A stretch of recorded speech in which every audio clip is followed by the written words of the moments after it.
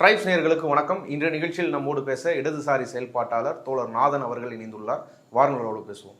தோழர் வணக்கம். வணக்கம் தோழர். நேற்று இரவு வாஷிங்டனில் நடந்த ஒரு ஹில்டன்ன்ற ஹோட்டலில் நடந்த ஒரு முக்கியமான மீட்டிங். இப்போ பிரசிடென்ட் ட்ரம்ப்பு, ஜேடி வேன்ஸு, பிரசிடென்ட்டோட மனைவி, இன்னும் பலர் முக்கியமான நபர்கள், பல முக்கியமான பத்திரிகைகள் இவங்கெல்லாம் நடத்துகிற ஒரு கெட் டுகெதரில், ஒரு டின்னரில் ஒரு மர்ம நபர் துப்பாக்கி சூட்டில் ஈடுபட்டிருக்கிறாரு.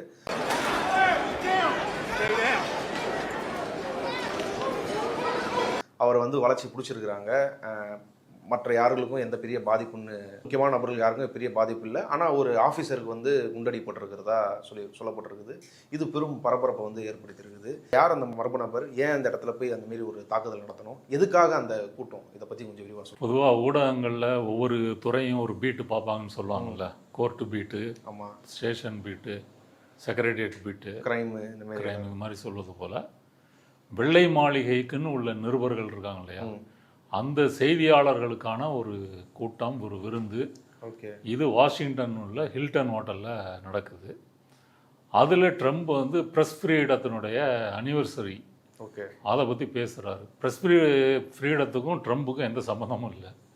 அவர் ஊடகங்களை, அவருக்கு பிடிக்காத ஊடகங்களெல்லாம் மிக மோசமான வார்த்தைகளால் வசைப்பாடக்கூடியவர். அவருடைய ஆட்சியில் இப்போ தான் பத்திரிகை சுதந்திரம் பற்றி பேச போகிறாரு. இப்போ சமீபத்திலே கூட நியூயார்க் டைமு, சிஎன்என் மோசமாக தான் போட்டுட்ருக்குறாங்க. இருந்தாலும் அவங்க போடுறது கூட அவரால் ஏற்றுக்க முடியல. எல்லாரையும் திட்டியிருந்தார். அது போக பல்கலைக்கழகங்களில் போராட்டம் நடக்குதுன்னு சொன்னால் அந்த பல்கலைக்கழகங்களுக்கான நிதியை கட் பண்ணுறது, இந்த மாதிரி கருத்து சுதந்திரத்துக்கு எதிரான உள்ளவர் கருத்து சுதந்திரம் பற்றி பேசிட்டு விருந்து கொடுக்குறாரு ஹில்டன் ஹோட்டலில். அந்த அமெரிக்க நேரப்படி சனிக்கிழமை இரவு 8:05 எல்லாரும் இருக்கிறாங்க. அப்போது அந்த ஹாலுக்கு வெளியே உள்ள பால் ரூமில் துப்பாக்கி சத்தம் கேட்குது. ஒரு 5 முறை வெடித்ததாக பல நிருபர்கள் பதிவு பண்ணியிருக்காங்க. என்ன நடந்திருக்கு அப்படின்னு சொன்னால், துப்பாக்கி சூடு நடந்த இடத்துல போலீஸு, செக்யூரிட்டி ஆஃபீஸர்ஸ் உடனே பிடிச்சிடுறாங்க. அந்த பிடித்த நபர் கலிஃபோர்னியாவை சேர்ந்த 31 வயது கோல் டோமாஸ் ஆலன் அப்படின்ற ஒரு பேர், 31 வயசு.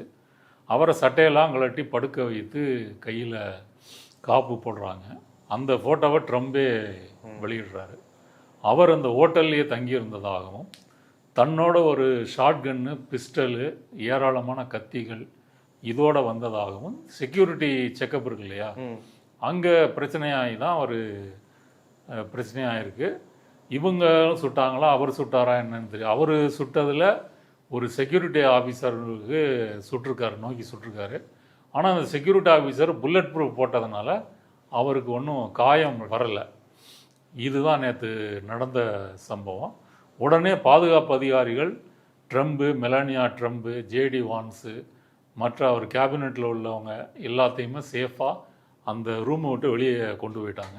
ஆரம்பத்தில் ட்ரம்ப் அவரை பிடிச்சிட்டிங்கன்னா நம்ம விருந்தை தொடரலாமே அப்படின்னு சொன்னதுக்கு, இல்லை வேண்டாம், ரிஸ்க் எடுக்க வேணாம் அப்படின்னு நிகழ்வை ரத்து பண்ணிவிட்டு அவரை கூட்டிகிட்டு நடந்த பிறகு அந்த நிகழ்வை கண்டினியூ பண்ணலான்றாரா அப்படின்னு சொல்லியிருக்காரு. அதை ரத்து பண்ணிவிட்டு கொண்டு போயிட்டாங்க. கைது செய்யப்பட்ட அந்த டோமாஸ் ஆலன் என்பவர் யார், என்ன நோக்கத்துக்காக இதை செஞ்சார் அப்படின்ற தகவல் இது வரைக்கும் வெளியே வரல. அவரை பற்றி தகவல் இருந்தால் அரசுக்கும் போலீஸுக்கும் தெரிவிங்க அப்படின்னு சொல்லி அங்கே உள்ளூர் போலீஸ் அறிவிச்சிருக்கிறாங்க. போக போக தான் அந்த நபரை பற்றிய தகவல் நமக்கு தெரிய வரும். ட்ரம்பை பொறுத்த வரைக்கும் இது முதல் முறை இல்லை.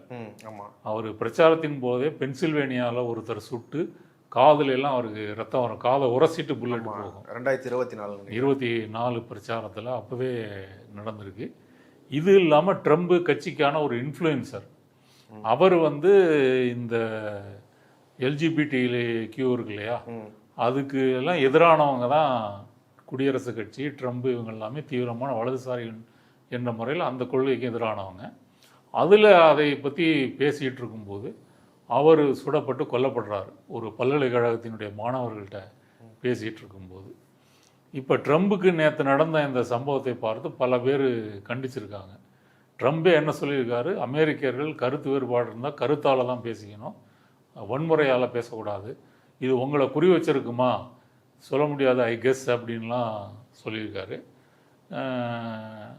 மோடியிலிருந்து பல உலகத் தலைவர்கள் இதை கண்டிச்சிருக்காங்க. இதில் பிரச்சனை என்னென்னா, ட்ரம்ப்பு மேலே ஒரு துப்பாக்கி சூடு நடந்ததுன்னு இந்த சம்பவத்தை சொல்ல முடியாது. ஆமாம். அவர் அறைக்கு பக்கத்தில் நடந்திருக்கு. ஒருவேளை அவருடைய நோக்கம் அதுவாக இருக்குமானா போலீஸ் விசாரணையின் போது தான் தெரியும். இதற்காக இவ்வளவு கண்டனம், ஊடக வெளிச்சம் இதெல்லாம் இருக்கும்போது அமெரிக்காவும் இஸ்ரேலும் ஈரானில் அயத்துல்லா அலி கொமேனியும் மற்ற தலைவர்களையும் தளபதிகளையும் கொண்டிருக்காங்க. அது ஒரு வன்முறை, அது ஒரு இறையாண்மை பெற்ற ஒரு நாட்டின் மீதான தாக்குதல் அப்படின்னு சொல்லி பெரும்பாலான உலக நாடுகள் கண்டிக்கலை. அமெரிக்காவை பொறுத்த வரைக்கும் அதுக்கு அமெரிக்காவுக்கு வந்தால் ரத்தம், மற்ற நாடுகளுக்கு வந்தால் தக்காளி சட்னி அப்படின்ற முறையில் தான் அதை அணுகிறாங்க. மோடி அதை கண்டிக்கல. இஸ்ரேல் ஈரான் போகிற கண்டிக்கலை. ஆனால் இங்கே ட்ரம்ப் தாக்கப்பட்டதுக்காக அவ்வளவு ஜனநாயகம் பற்றி கிளாஸ்லாம் எடுத்திருக்காரு.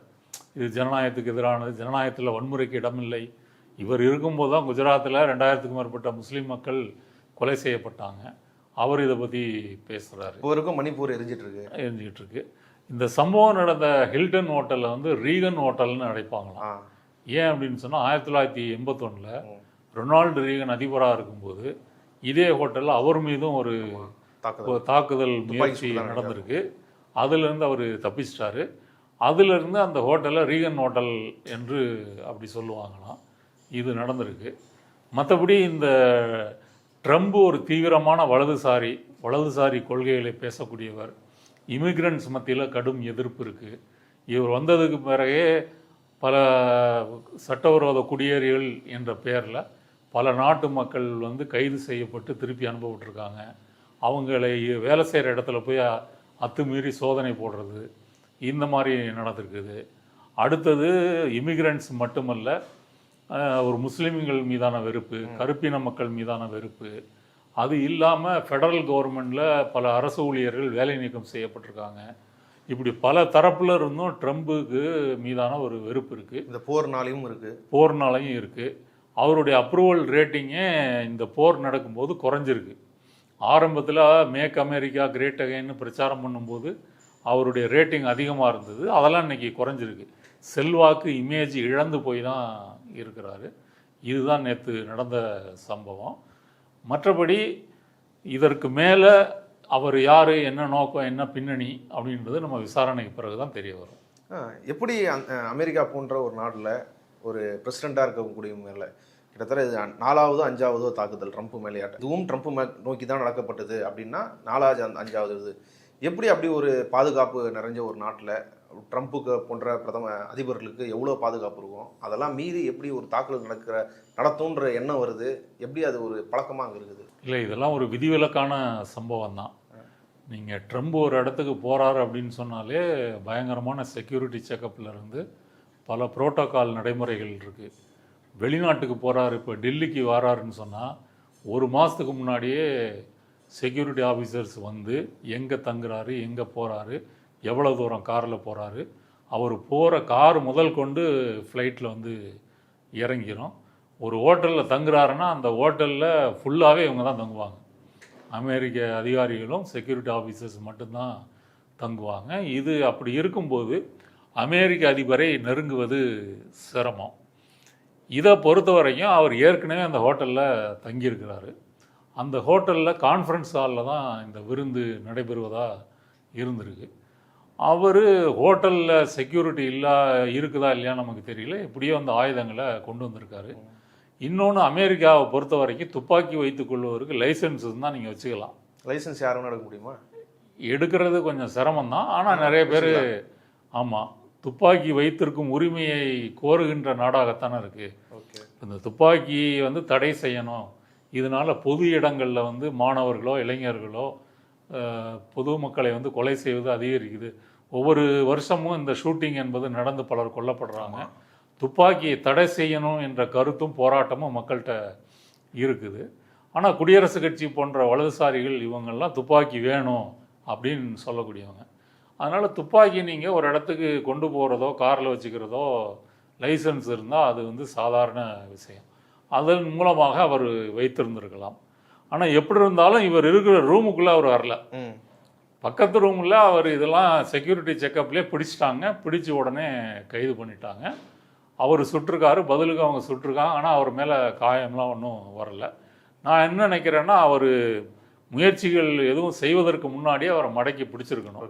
பிடிச்சிட்டதுனால மேற்கொண்டு வேறு எதுவும் சம்பவங்கள் நடக்கலை. எந்த போலீஸ்காரரும் செக்யூரிட்டி ஆஃபீஸரும் காயம் அடையலை. அது நீங்கள் கடந்த காலத்தில் இப்போ கென்னடியிலேருந்து இல்லாத ஆப்ரஹாம் லிங்கன் அந்த காலத்துலலாம் எடுத்துக்கிட்டிங்கன்னா அதற்கு பல காரணங்கள் இருக்குது.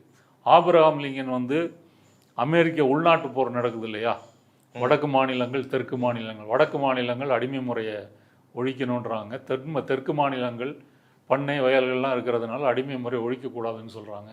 உள்நாட்டு போர் வருது. ஆப்ரஹாம் லிங்கன் வந்து அதில் உறுதியாக இருக்கிறாரு. பின்னாடி அவர் கொலை செய்யப்படுறாரு. அதே போல் கென்னடி ஒரு கார் ஊர்வலத்தில் வரும்போது அவர் கொலை செய்யப்படுறாரு. இதெல்லாம் நடந்திருக்குது. அதுக்கு பிறகே வந்து அமெரிக்காவில் வந்து செக்யூரிட்டி என்பது வந்து அமெரிக்க அதிபர்களாக இருந்தாலும் சரி, எந்த அமெரிக்க உயர் பதவியில் இருக்கிறவங்களுக்கும் அந்த செக்யூரிட்டி வசதி என்பது பிரம்மாண்டமாக கொடுக்கப்படும். அது போக அவங்களுடைய பயங்கரவாத தடுப்பு பிரிவுன்னு வச்சுருக்கிறாங்க, என்எஸ்ஏன்னு வச்சுருக்கிறாங்க, சிஏ, FBI, இந்த பல்வேறு பாதுகாப்பு உளவு அமைப்புகளின் மூலமாக எல்லாத்தையும் மானிட்டர் பண்ணது, ஸ்க்ரீனிங் பண்ணுறது. இப்போ நம்ம ஸ்னோடனுடைய அந்த விசில் ப்ளோ எல்லாம் வரும்போது என்ன தெரியுது, பொதுமக்களையே அவங்க பெட்ரூம் வரைக்கும் அவங்க உளவு பார்த்தாங்க இல்லையா, அவங்க லேப்டாப் கேமரா மூலமாக அவங்களை கண்காணிப்பது, எதுவாக இருந்தாலும் அவங்களுக்கு தெரியாமல் போகாது. இதெல்லாமே இருக்குது. 9/11 தாக்குதலுக்கு பிறகு அது இன்னமும் மக்கள் மீதான கண்காணிப்பு என்பது அதிகப்படுத்தியிருக்கிறாங்கன்னே சொல்லலாம். அதனால் இது ஒரு விதிவிலக்கான சம்பவம் தான்.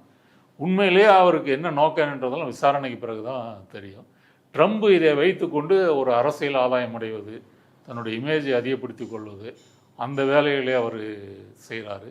இது ரொம்ப மிகைப்படுத்தி எமோஷ்னலாக சென்டிமெண்டலாக அவர் பேசுறது நடந்துக்கிறதெல்லாம் செய்கிறார். இல்லை, ஒரு பத்திரிகையாளர் கூட அவர்கிட்ட கேட்குறாரு, இப்படி தொடர்ச்சியாக அவங்க மேலே நடக்குது, இது முதல் முறை கிடையாது, எதனால் இது நடக்குதுன்னு நீங்கள் நினைக்கிறீங்க அப்படின்னு கேட்டதுக்கு, அது அப்படி நடக்க தான் செய்யும், வரலாறுல ஒரு இம்பேக்டை கிரியேட் பண்ணக்கூடிய தலைவர்கள் மேலாம் நடக்கும், குறிப்பாக ஆப்ரஹாம் லிங்கன் இந்த மாதிரிலாம் இருக்குது. நான் அப்படி சொல்ல விரும்பல, இருந்தாலும் அதுதான் ஃபேக்ட்ன்ற மாரி அவர். ஆப்ரஹாம் லிங்கன் இவரை ஒப்பிடவே முடியாது. அது மலைக்கும் மடுவுக்குமான ஒரு வித்தியாசம் அப்படின்னு தான் சொல்ல முடியும். ட்ரம்பை பொறுத்த வரைக்கும் ஒரு முட்டாள், ஒரு ரவுடி, ஒரு முதலாளி, ஒரு புரோக்கரு, இந்த மாதிரியான பெயர்கள் தான் அவருக்கு பொருந்துமே தவிர, அவர் வந்து சொன்னது ஒன்று, செஞ்சது ஒன்று, அவர் உருவாக்கி இருக்கிற எதிரிகள் என்பது அதிகம், அவரை பிடிக்காமல் போன மக்கள் என்பது அதிகம். இது எல்லாமே நடந்திருக்கு. எந்த போர்லையும் நாங்கள் கலந்துக்க மாட்டேன்னு சொன்ன ட்ரம்ப் ஈரானில் வந்து எப்படி போர் தொடுக்க முடியும்? அப்போ நெதன்யாகு இவரை பிரெயின் வாஷ் பண்ணி போரில் இழுத்து விட்டுட்டாரு. உக்ரைன் போரை வந்து வந்த ஒரு மாதத்துலேயே முடிப்பேன்னாரு. ஆனால் புட்டினில் பேசுகிறதுக்கு முன்னாடி புட்டின் எனக்கு தெரியும் நல்லவர் தான், பேசி ஒத்துக்க வைக்க முடியும்னு நினைக்கிறேன்னாரு. ஆனால் புட்டினை நேர்லையும் சந்தித்தார், ஃபோன்லேயும் சந்தித்தார், ஒன்றும் உக்ரைன் போரும் முடியலை. அடுத்தது நேட்டோ நாடுகளை பகைத்து கொண்டார். இப்படி ட்ரம்ப் ஆட்சியில் அவருடைய அரசியல் செயல்பாடுகள் என்பது பலராலும் விரும்பப்படலை. இந்த ஈரான் போர்லேயே எடுத்துங்களேன், 34 உயர் இராணுவ அதிகாரிகள், அதில் தலைமை தளபதியிலிருந்து நேவி செக்ரட்டரி வரைக்கும் அவங்க வந்து பதவி நீக்கம் செய்யப்பட்டிருக்காங்க அல்லது நீங்குமாறு வலியுறுத்தப்பட்டிருக்கிறாங்க. இது எல்லாமே நடந்திருக்குது. அதனால் ட்ரம்பை பொறுத்த வரைக்கும் அமெரிக்க அதிபர் ஆட்சியில் அவர் நினைவு கூறப்படுவார். எதற்காக என்றால் அவருடைய இந்த மாதிரி ரவுடித்தனமான பேச்சு, முட்டாள்தனமான நடவடிக்கைகள், இதற்காக அவர் நினைவு கூறப்படுவார். இவருக்கு முன்னாடி ஜார்ஜ் புஷ் ஜூனியரு, அவரும் ஒரு அடிமுட்டாள் தான். அவருக்கு வந்து ஆப்கானிஸ்தான்னு சொன்னோன்னா அது என்ன கண்டம் அப்படின்னு கேட்டார். இப்படி அவர் ஆப்கானிஸ்தான் ஒரு நாடு இருக்குது, அது பாகிஸ்தான் பக்கத்தில் இருக்குது, ஆசியாவில் இருக்குது அப்படின்றது கூட தெரியாது. அப்போ நமக்கு ஒரு கேள்வி வரலாம், இப்போ உலகையே இப்படி ஒரு நாட்டாமை வேலை செய்யக்கூடிய அமெரிக்காவுக்கு இந்த மாதிரியான அதிபர்கள் எப்படி வராங்கன்னா, சில நேரத்துக்கு இந்த மாதிரியான அதிபர்கள் தேவைப்படுறாங்க. அந்த அதிபர்களை வைத்துக்கொண்டு அமெரிக்காவினுடைய டீப் ஸ்டேட் வந்து தன்னுடைய வேலைகளை செய்து கொள்ளுகிறது. அப்படி பார்த்தா அமெரிக்க அதிபருக்கு ஒரு பெரிய முக்கியத்துவம் இல்லைன்ற மாதிரி ஆகும். ஆனால் ட்ரம்பை பொறுத்த வரைக்கும் பார்த்தீங்கன்னா, அவர் தனிப்பட்ட முறையில் தன்னுடைய அதிகாரத்தை வைத்துக்கொண்டு அமெரிக்காவை ஒரு பெரிய சிக்கலில் மாட்டி விட்டுருக்கிறாரு. இதுவும் நடந்திருக்கு. இப்போ ட்ரம்புக்கு பதிலாக கூட்டு வராங்க. ஆமாம், ஆனால் அவர் அதையும் தாண்டி வந்து சில வேலைகள் செய்கிறாரு. இந்த ஈரான் போரில் மட்டும் ஒரு பொருளாதார அறிஞருடைய கருத்துப்படி $1 ட்ரில்லியன் செலவாயிருக்குது. பல பேர் வந்து இந்த போர்னால நமக்கு எந்த நல்லதும் இல்லை, அதை விட்டு வெளியே வரணும் அப்படின்னு தான் சொல்கிறாங்க. அதுக்காக அந்த பயங்கரவாத தடுப்பு பிரிவு தலைவர்லாம் ரிசைன் பண்ணியிருக்காரு. இது எல்லாமே நடந்திருக்கு. ஆனால் ட்ரம்பை பொறுத்த வரைக்கும் இதில் நம்ம உள்ளே நுழைஞ்சிட்டோம், ஒரு கௌரவமான வெற்றியோடு வெளியே வரணும், இல்லைன்னா முடியாது அப்படின்ற முறையில் இருக்கிறாரு. அதனால் கொஞ்சம் வெயிட் பண்ணி பார்ப்போம், இந்த விசாரணையில் யார் சுட்டவர் யார், என்ன பின்னணின்றது தெரிய வரும். ஓகே, இது ஒரு பக்கம் இருக்க. இன்னொரு பக்கம் ஈரானுக்கும் அமெரிக்காவுக்கும் இடையான பேச்சுவார்த்தை வந்து நடைபெறுமா, அந்த போர் வந்து முழுமையாக முடிகிறதுக்கான வாய்ப்பு எந்த அளவுக்கு இருக்குதுன்றது தான் எல்லா நாடுகளோட எதிர்பார்ப்பாக இருக்குது. இந்த நிலையில் இஸ்லாமாபாத்துக்கு போக இருந்த அமெரிக்க பேச்சுவார்த்தை குழு அவங்கள வந்து திருப்பி போக வேண்டாம் அப்படின்னு ட்ரம்ப் சொன்னதாக சொல்லப்படுது. அது என்ன செய்தி? அதை ரத்து பண்ணிட்டாரு. ஓகே, அந்த விட்காஃப் குஷ்னர், ட்ரம்போட மருமகன், ரியல் எஸ்டேட்டு ஓனரு, அவங்க 2 பேரும் வந்து அப்பாஸ் அராக்சி இருக்கார் இல்லையா, ஈரானுடைய வெளியுறவுத்துறை அமைச்சர், அவர் இருக்கும்போதே இவங்க போகிறதா இருந்தது. ஆனால் அவர் பாகிஸ்தானுடைய பிரதமர் தளபதி இவங்களெல்லாம் பார்த்துட்டு அவர் கிளம்பிட்டார். அவர் கிளம்பி போன பிறகு ட்ரம்ப் வந்து இந்த தூதுக்குழுவை ரத்து பண்ணிடுறாரு. அவர் ஈரான் வெளியுறவுத்துறை அமைச்சர் பேசுனது என்னென்னா, இந்த அவங்களுடைய டிமாண்டை சொல்லிவிட்டு இதை நீங்கள் அவங்களுக்கு தெரியப்படுத்துங்க அப்படின்னு சொல்லிட்டு கிளம்பிட்டார். ஈரானுடைய ஸ்டாண்டு, அமெரிக்கா தனது கடற்படையால் ஈரானுக்கு வருகின்ற போகின்ற கப்பல்களை முற்றுகையிடுகிறது, தடை செய்கிறது. இந்த முற்றுகை வைத்து கொண்டே பேச முடியாது அப்படின்றதான் அவங்க ஸ்டாண்டு. அதனால தான் ஹோர்முஸ் நீரிணை கடல் பகுதியையும் மூடி வச்சுருக்காங்க, அங்கேயும் எந்த கப்பல் போக்குவரத்தும் நடைபெறலை. இது அமெரிக்காவினுடைய தந்திரம் என்னென்னா, 1.5 மாதம் வந்து போரின் மூலமாக ஈரானுக்கு பெரிய சேதங்களை விளைவித்தது, பல இடங்களை தரைமட்டமாக்குனது, பொதுமக்களை கிட்டத்தட்ட 3000க்கு மேற்பட்ட மக்களை கொலை செய்தது, இதெல்லாம் செஞ்சுட்டாங்க. இப்போ போர் நிறுத்தம் அறிவிச்சிருக்காங்க. முதல்ல 2 வார போர் நிறுத்தம், இப்போ கால வரையறையற்ற போர் நிறுத்தம். இந்த போர் நிறுத்தத்தின் போது ஈரானை பொருளாதார ரீதியாக எந்த அளவு தாக்குவது, எந்த தூரம் முடக்குவது அப்படின்ற வேலையை இன்னைக்கு அமெரிக்கா செய்கிறது. பார்த்தா வெளியே பார்க்கும்போது போர் இல்லைன்ற மாதிரி தோணலாம். ஆனால் ஈரான்லேருந்து ஒரு எண்ணெய் கப்பலோ இல்லை எரிவாயு கப்பலோ போக முடியலை அப்படின்னு சொன்னால் அது ஈரானுக்கு எவ்வளோ பெரிய இழப்பு.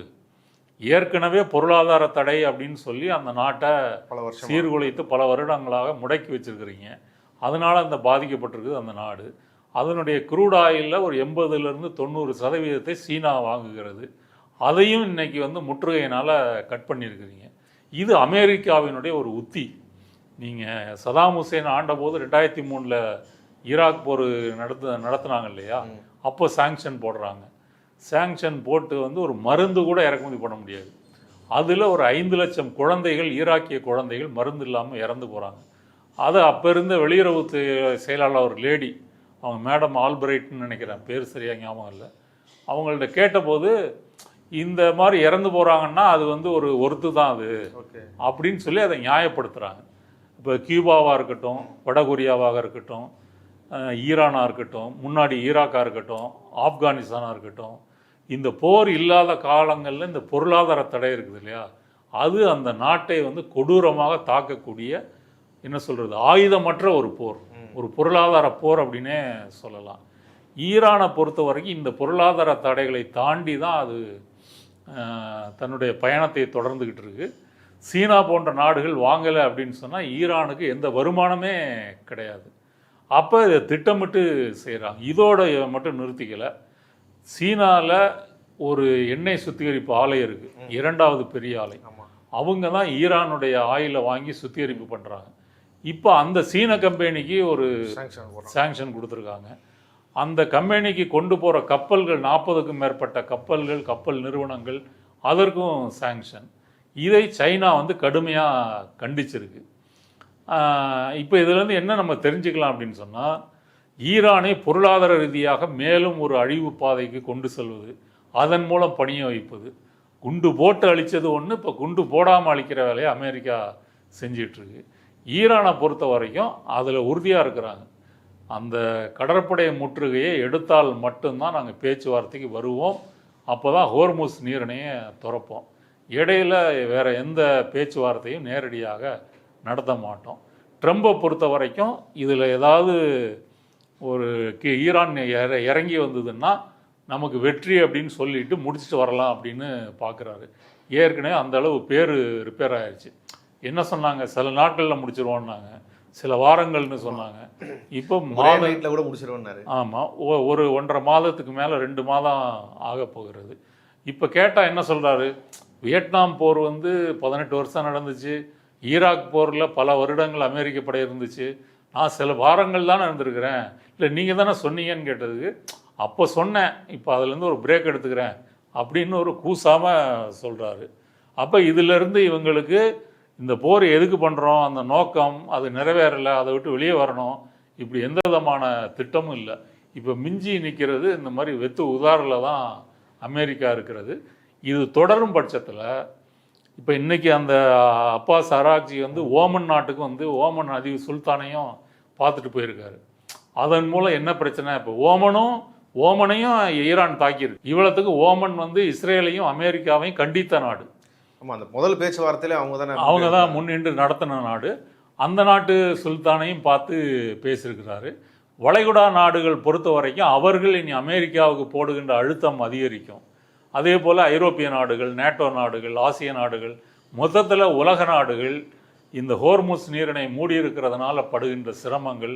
இப்போ நம்ம சென்னையிலே எடுத்துங்களேன், டீ வந்து 15 ரூபா, ஒரு வடை பஜ்ஜி 15 ரூபான்னு உயர்ந்துருச்சு, எல்லாம் 10 ரூபா இருந்தது. அதே போக ஹோட்டல்லையும் விலைவாசி உயர்ந்திருக்கிறது. இண்டக்ஷன் ஸ்டவ் பயன்படுத்துகிறாங்க.